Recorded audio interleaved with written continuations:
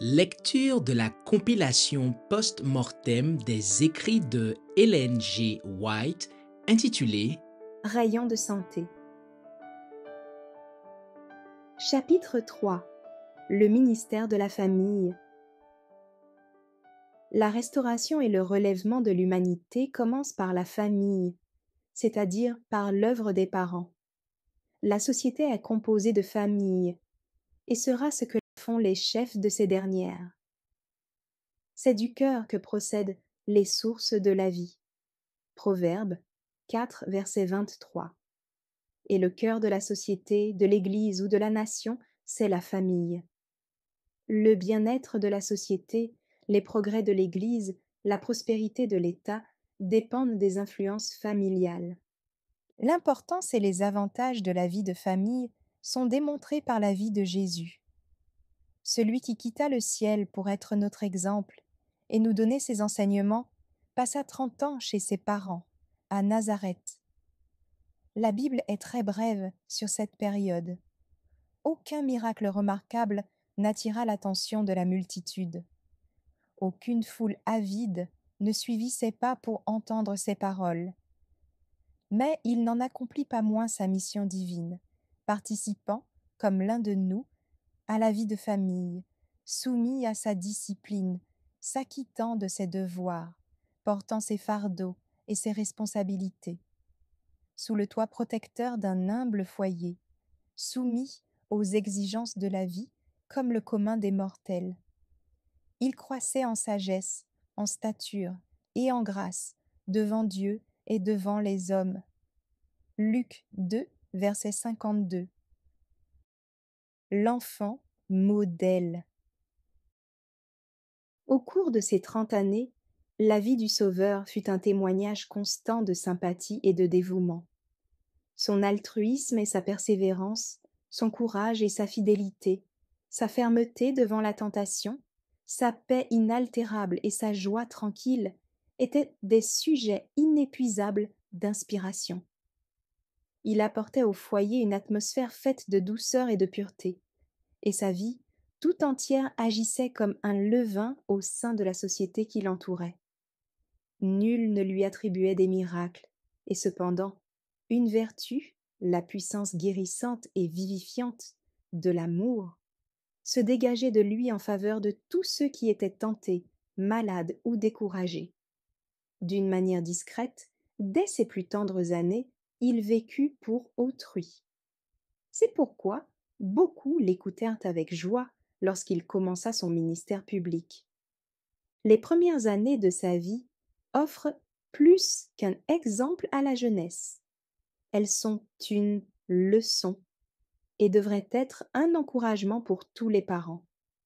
Le cercle de la famille et son voisinage immédiat constituent le premier terrain où doivent s'exercer les efforts de ceux qui désirent travailler au relèvement de leurs semblables.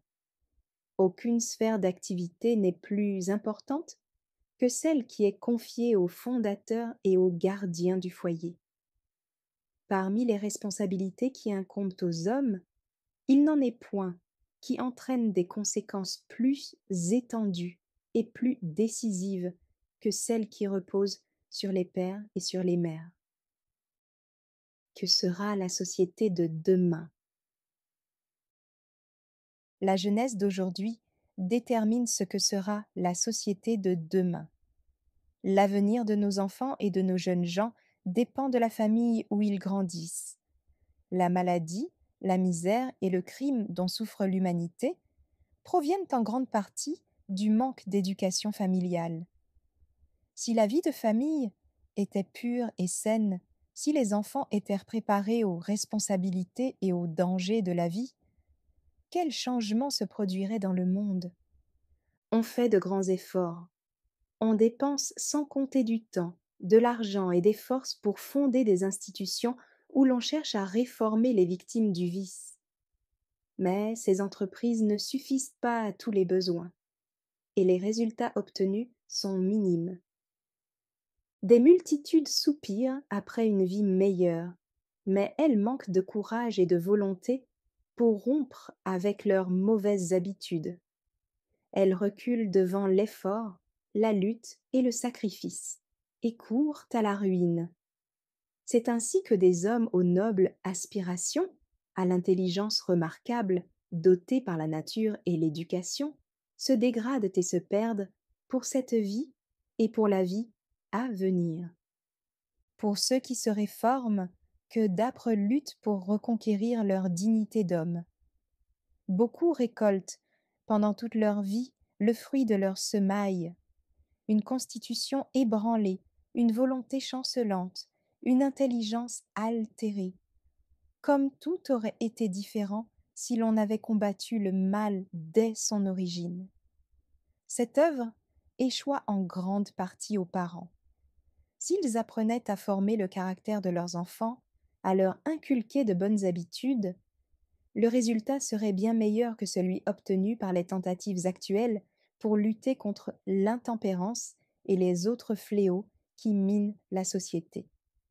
Il est au pouvoir des parents de mettre au service du bien cette force terrible qu'est l'habitude lorsqu'elle est au service du mal. Les enfants sont comme des ruisseaux qui prennent naissance sous les yeux des parents. C'est à ces derniers qu'incombe le soin d'en diriger sagement le cours pendant qu'il en est temps. Responsabilité des parents. C'est aux parents de poser pour leurs enfants les fondements d'une vie saine et heureuse. Il leur est possible de les voir quitter la maison en possession d'un caractère capable de résister à la tentation et armé de courage pour s'attaquer aux problèmes de la vie. Ils peuvent susciter et affermir en eux le désir de consacrer leur existence à honorer Dieu et à faire du bien à leurs semblables. C'est à eux de guider leurs pas dans le sentier de la droiture qui, à travers les jours sombres ou ensoleillés, les conduira au sommet radieux de la patrie céleste. La mission confiée au foyer chrétien s'étend bien au-delà du cercle familial. Un tel foyer doit être une véritable leçon de choses pour tous ceux qui l'entourent, illustrant l'excellence des vrais principes. Supérieur en puissance au plus beau sermon sera l'influence exercée par son moyen sur les cœurs. Les jeunes gens et les jeunes filles qui en sortent répandent autour d'eux les enseignements qu'ils y ont reçus. Des principes élevés sont ainsi introduits dans d'autres familles, et une influence ennoblissante opère au sein de la société. L'hospitalité. Faisons profiter beaucoup de gens de l'influence heureuse de nos foyers, et que nos relations sociales ne soient pas dictées par la coutume mondaine, mais par l'Esprit de Christ et les enseignements de sa parole. Les Israélites invitaient à toutes leurs fêtes le pauvre, le lévite et l'étranger. Le lévite, à la fois assistant du prêtre, conducteur religieux et missionnaire, était l'hôte du peuple à chaque réjouissance sociale ou religieuse. S'il tombait malade ou se trouvait dans le dénuement, on prenait soin de lui avec sollicitude. Ce sont de telles personnes que nous devrions accueillir dans nos demeures. Cela remplirait de joie et de courage l'infirmière, l'instituteur ou l'institutrice, la mère de famille chargée de soucis et accablée de travail, l'être affaibli et le vieillard souvent sans famille qui lutte contre la pauvreté et le découragement. Lorsque tu donnes à dîner ou à souper, dit le Christ, n'invite pas tes amis, ni tes frères, ni tes parents, ni des voisins riches, de peur qu'ils ne t'invitent à leur tour et qu'on ne te rende l'appareil. Mais lorsque tu donnes un festin, invite des pauvres, des estropiés, des boiteux, des aveugles, et tu seras heureux de ce qu'ils ne peuvent pas te rendre l'appareil, car elle te sera rendue à la résurrection des justes. Luc 14, versets 12 et 14. Il est des hôtes faciles à recevoir sans dérangement, sans repas compliqués et coûteux. Un accueil chaleureux, un siège à votre table, le plaisir de participer à la prière serait pour beaucoup d'entre eux comme un rayon céleste. La famille, un refuge. Nos sympathies doivent dépasser les limites du moi et le cercle de notre demeure. Des occasions précieuses s'offrent à ceux qui désirent que leur foyer ait autour d'eux une influence heureuse. Il y a là une puissance merveilleuse que nous pouvons utiliser, si nous le voulons, pour venir en aide à notre prochain. Notre foyer devrait être un lieu de refuge pour la jeunesse exposée aux tentations. Beaucoup de jeunes sont à la croisée des chemins. Toute influence, toute impression détermine le choix qui fixe leur destinée présente et future. Le mal les sollicite. Il revêt pour eux les formes les plus séduisantes.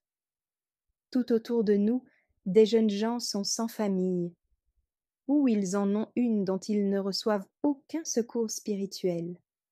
Succombant à la tentation, ils courent à leur perte à l'ombre même de nos demeures. Ces jeunes ont besoin qu'on leur tende la main avec sympathie. Des propos aimables exprimés avec simplicité, de petites attentions qui ne coûtent rien dissiperont les nuages de la tentation qui les assaille. Une sympathie sincère, inspirée par le ciel, a le pouvoir d'ouvrir les cœurs, surtout ceux qui ont besoin de bonnes paroles, dictées par l'esprit et l'amour du Christ. Si nous voulions manifester de l'intérêt à notre jeunesse, l'inviter dans nos demeures et l'entourer d'influences aimables et bienfaisantes, beaucoup de jeunes gens et de jeunes filles s'engageraient joyeusement dans le sentier qui mène en haut. Les privilèges de la vie. Nous ne passons en ce monde qu'une fois, et nous n'y séjournons que très peu de temps. Faisons donc rendre à notre vie son maximum. L'œuvre à laquelle nous sommes appelés ne nécessite ni richesse, ni distinction sociale, ni talents spéciaux, mais un esprit de bonté et de sacrifice, et un but bien défini. Une chandelle, aussi petite soit-elle, est capable d'en allumer un grand nombre d'autres. Notre sphère d'influence peut paraître insignifiante. Nos talents, minimes, les occasions qui se présentent à nous, rares, nos connaissances limitées. Cependant, il nous est possible d'accomplir de grandes choses si nous mettons fidèlement à profit les occasions que fait naître la vie familiale. Si nous ouvrons nos cœurs et nos foyers aux principes divins, nous deviendrons à notre tour les dispensateurs d'une force vivifiante. De nos maisons émaneront alors des rayons salutaires, portant la vie, la beauté et la fertilité là où règne la stérilité et la mort. Merci d'avoir écouté cette lecture. Si vous avez des questions ou des remarques sur le thème abordé, n'hésitez pas à les partager dans les commentaires et notre équipe ne manquera pas de les considérer. À bientôt sur lereste.org.